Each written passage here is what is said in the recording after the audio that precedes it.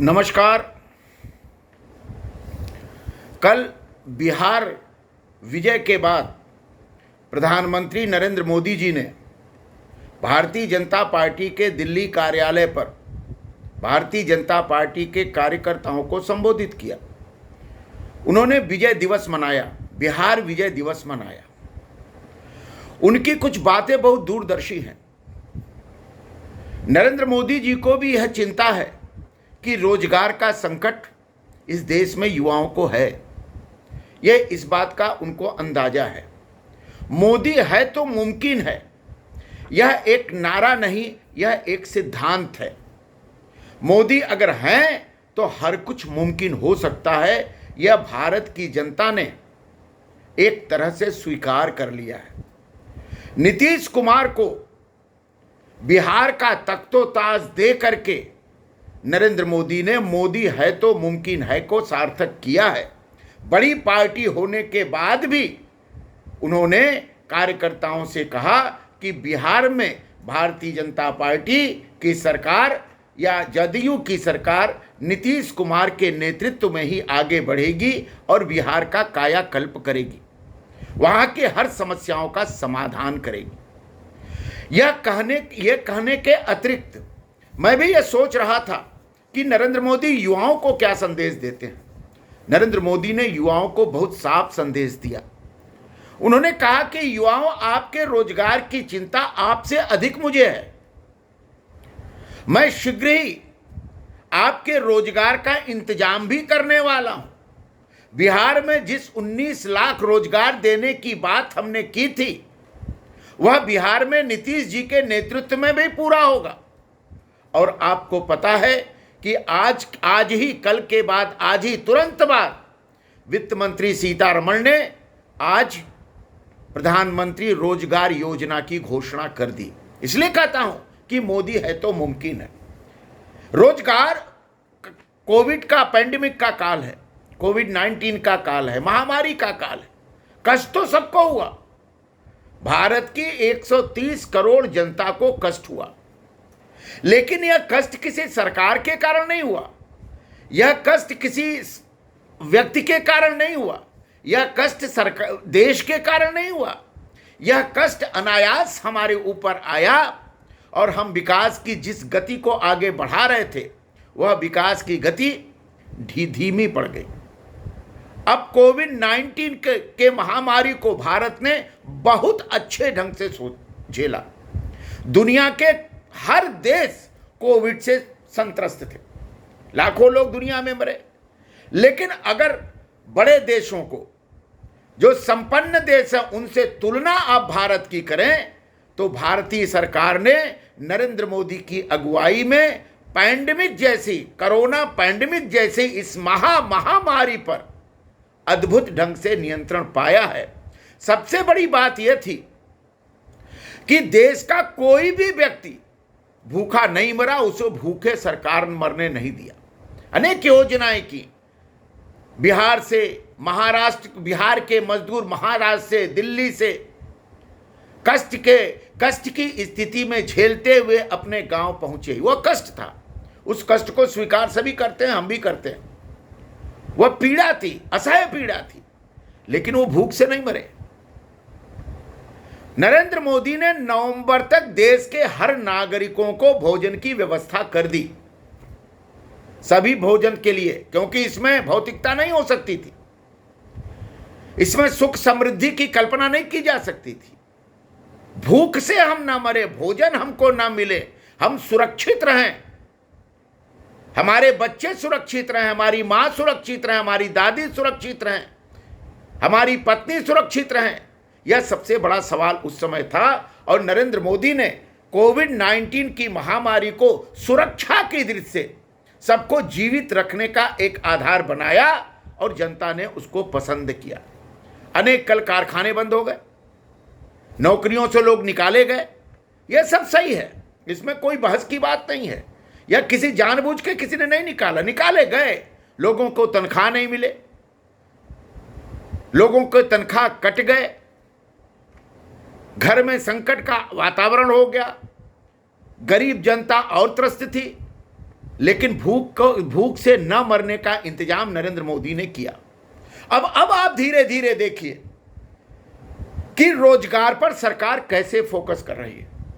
बढ़ते रोजगार को, युवाओं में बढ़ते हताशा को दूर करने के लिए आज भारत सरकार ने प्रधानमंत्री रोजगार योजना को लॉन्च कर दिया।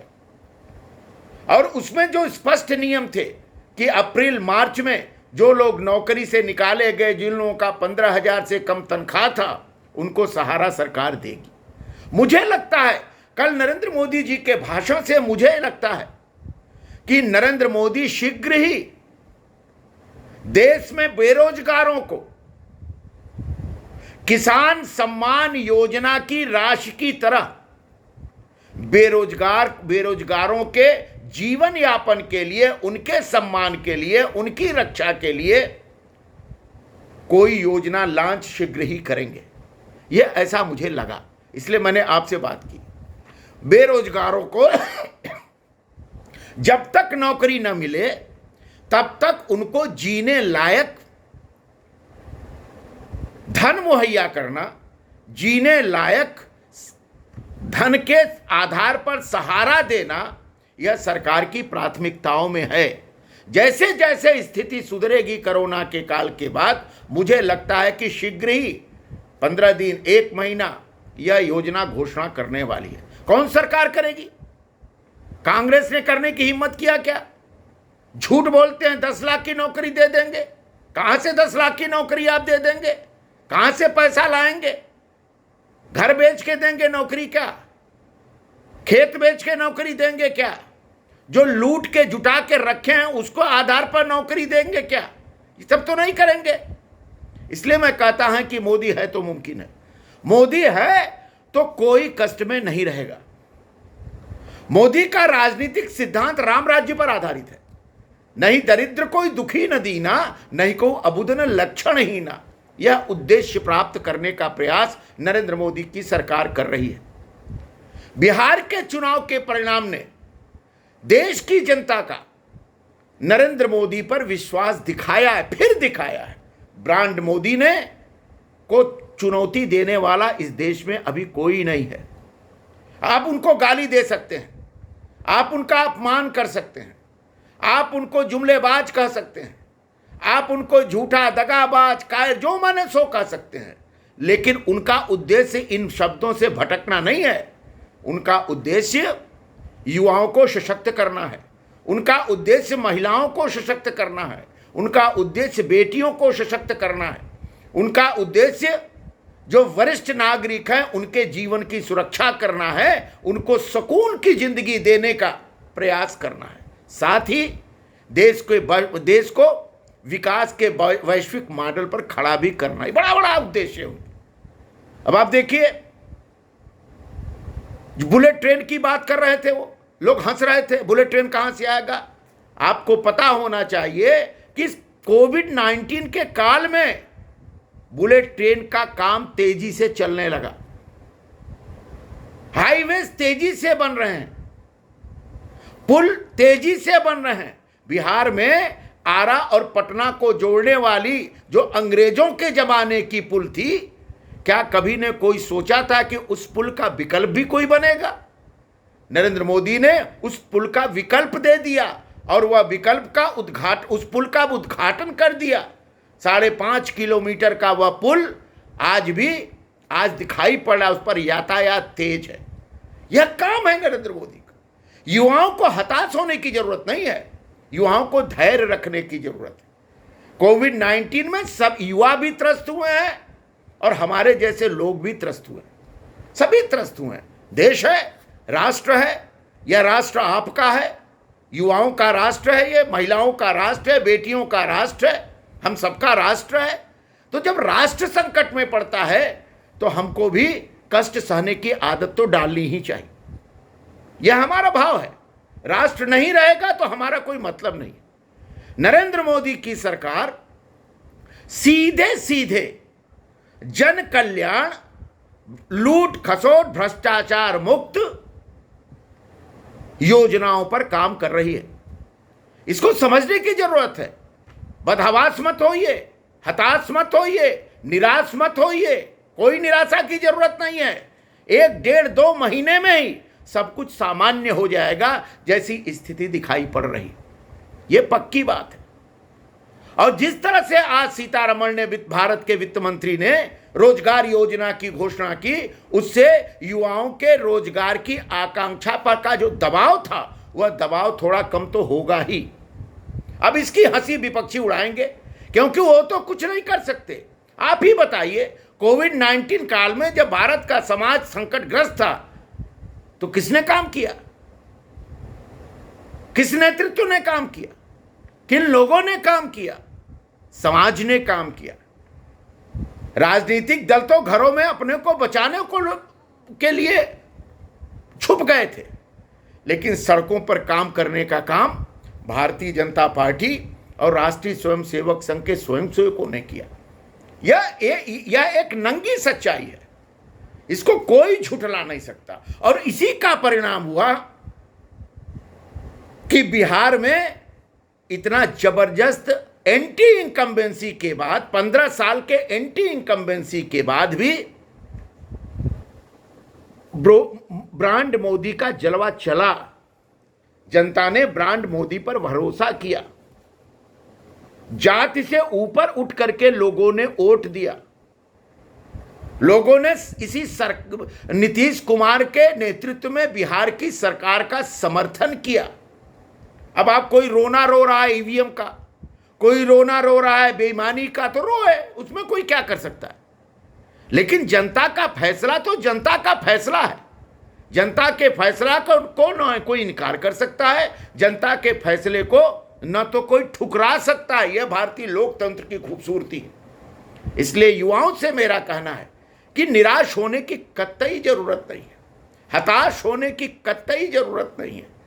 मोदी ने बेरोजगारी उन्मूलन के रास्ते को अपना लिया है और आज वित्त मंत्री सीतारमण के बयान से यह बात समझ में आ गई कि अब युवाओं को रोजगार देने, युवाओं के खाली पेट को भरने, युवाओं को स्किल के तहत समृद्ध करने, सशक्त करने की योजनाएं बहुत तेजी से चलेंगी। इसलिए किसी भ्रम में ना आए। जिन राज्यों ने केंद्रीय सरकार का, बंगाल जैसे राज्यों ने केंद्रीय सरकार की योजना नहीं लागू की है, बंगाल के युवा ज्यादा त्रस्त होंगे।